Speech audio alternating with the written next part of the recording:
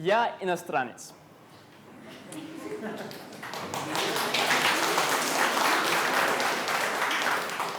И я вам, москвичам, расскажу о том, как оказаться дома. Если это звучит странно, я объясню. Если ты не можешь увидеть свой дом снаружи, ты не можешь оценить ни сам дом, ни того, кто в нем находится.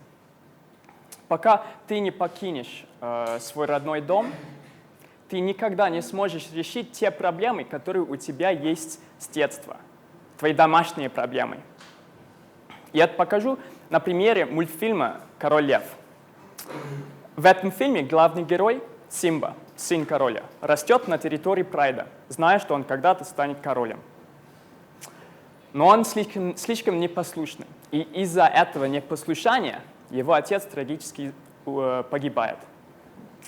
Его дядя Скар, который сам хочет стать королем, убеждает Симбу, что он в этом виноват и что ему теперь необходимо сбежать. Бедный львенок сбегает. И знакомится с двумя весельчаками, Тимоном и Пумбой. Он быстро адаптируется к их образу жизни и забывает о своем чувстве вины и о своем родном доме. Но Скар, его армия гиен, опустошает земли Прайда, и наступает голод. Поэтому львицы все дальше и дальше идут в поиске еды. И однажды одна из них случайно находит Симбу и умоляет его вернуться обратно. Но он не хочет вспоминать о своем прошлом и отказывается.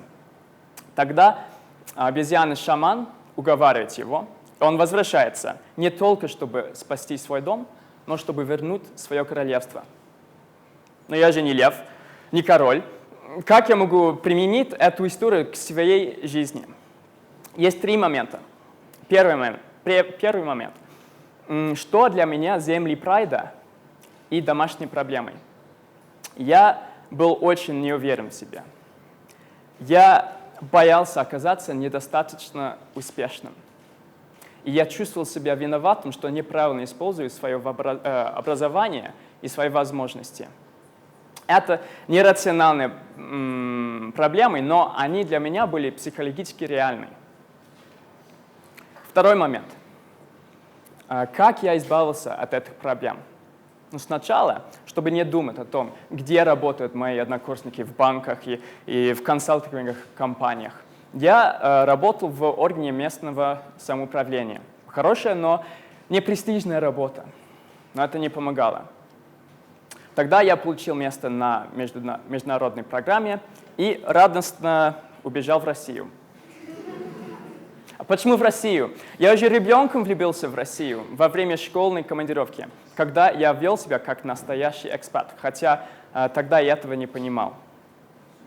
Приехал в Россию, стал новшеством, стал гордиться своим хорошим произношением, стал стараться не признаваться в том, что я англичанин, чтобы полностью забыть о том, кем я был раньше.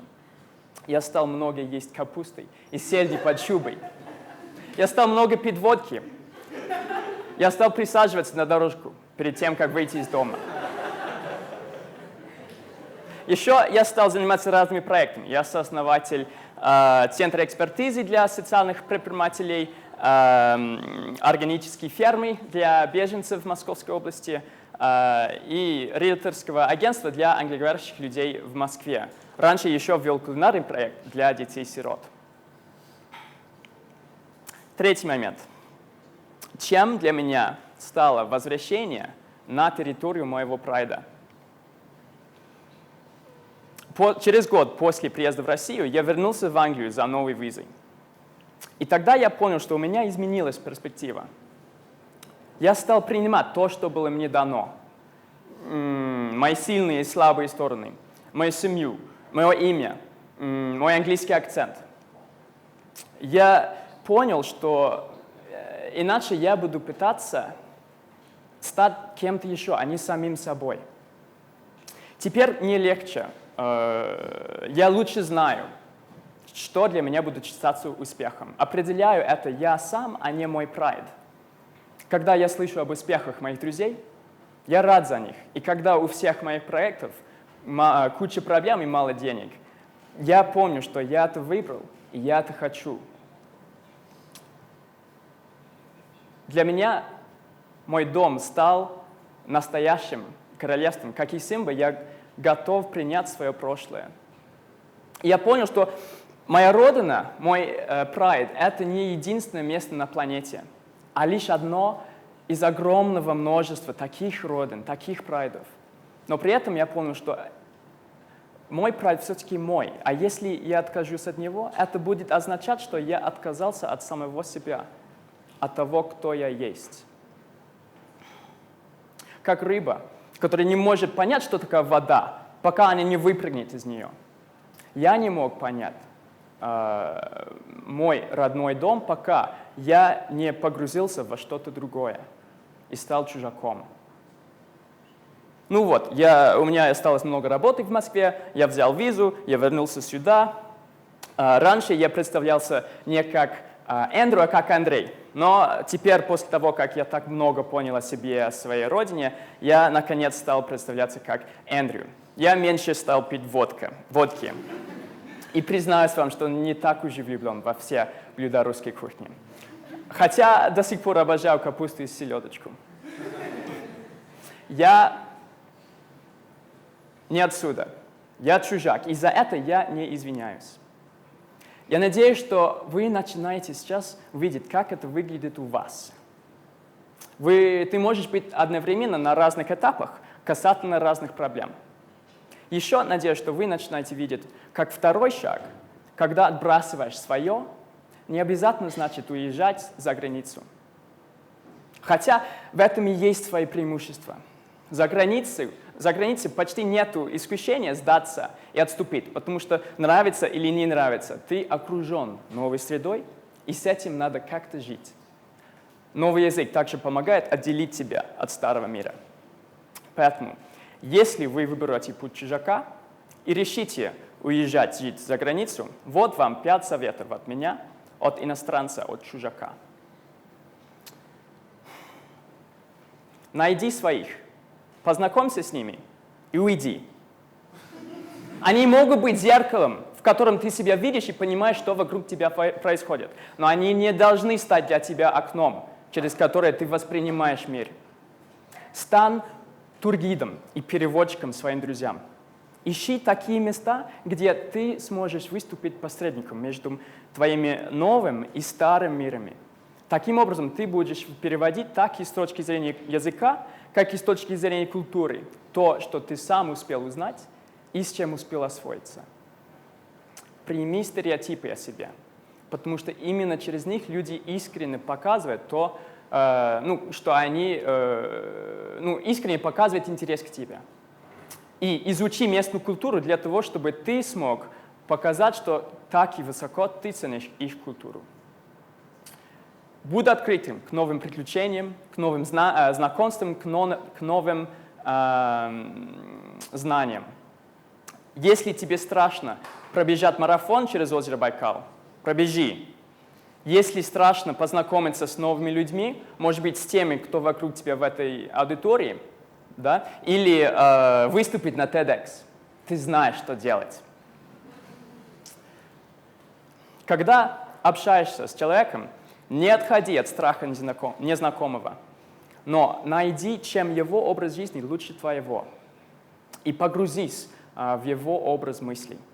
Таким образом, ты станешь чужаком. Но иностранцы также помогают, показывают, как это не делать. Это не экспаты, это не чужаки, а экспаты, которые отказываются от того, чтобы погрузиться в что-то новое или чужое. Для них путешествие не расширяет сознание, а сужает его. У меня был хороший друг из Канады. Талантливый, молодой эксперт по строительству. Но он не смог адаптироваться к российскому менталитету его сотрудников. Он постоянно ругался на них. И после 6 месяцев он вернулся домой.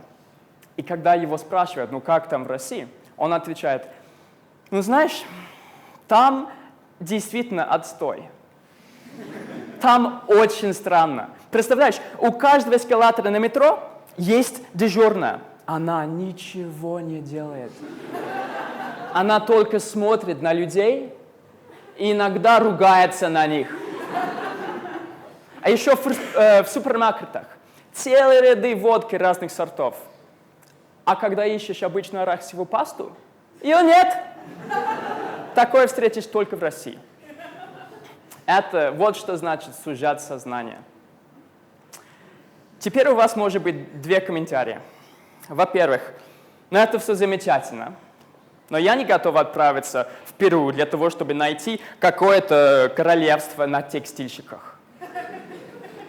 Но задумайтесь о своих местных проблемах. Есть такие в этом зале, кто думает, что здесь в России никаких проблем нет?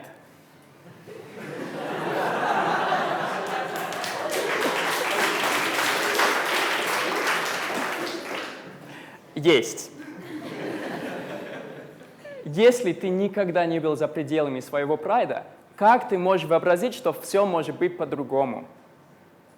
Вторая комментарий такая. Ты, Эндрю, такой молодец, красавчик, выпускник Оксфорда, Кембриджа, у тебя столько денег, столько времени, чтобы так путешествовать. Но у меня-то нету ни таких денег, нету такого времени. А что, это значит, у меня никаких шансов нет, что ли?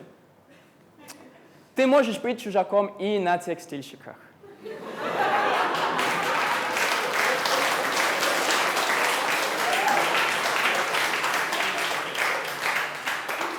Это когда твои совсем нормальные, неинтересные привычки превращаются в заметные, странные, эксцентричные особенности. Это когда ты слушаешь человека, а ты его понимаешь, ты его не понимаешь, даже зная его язык. Это когда ты обижаешься и обижаешь совершенно случайно. Это когда ты говоришь, общаешься с человеком, и ты не понимаешь, откуда он, откуда его культура, его ценности, его образ жизни, его взгляд на мир или на жизнь, его воспитание. В этот момент ты для него чужак. Кто из вас понимает людей за МКАДом? А у себя во дворе? Кто знает своих соседей? Свою главную по подъезду? Продавца в молочной лавке возле дома? Кто дружит с мусульманскими мамами? Или общается с таджикскими уборщиками? У кого есть друг, который просит милости на метро? Или раздает бумажные флаеры на улице? Кто знает полицейского, машиниста метро, пилота, танцора балета, системного инженера? Вы, те из вас, которые увлекаетесь творчеством, понимаете ли инженеров? А вы, ученые, инженеры, понимаете ли язык и ценности того молодого пианиста, который раньше играл? Для каждого из нас это выглядит по-другому. Но у каждого из нас есть свой прайд, который может оставаться просто домом или стать настоящим королевством. Но чтобы это случилось, нужно попробовать стать чужаком. Хотя бы на чуть-чуть. Спасибо.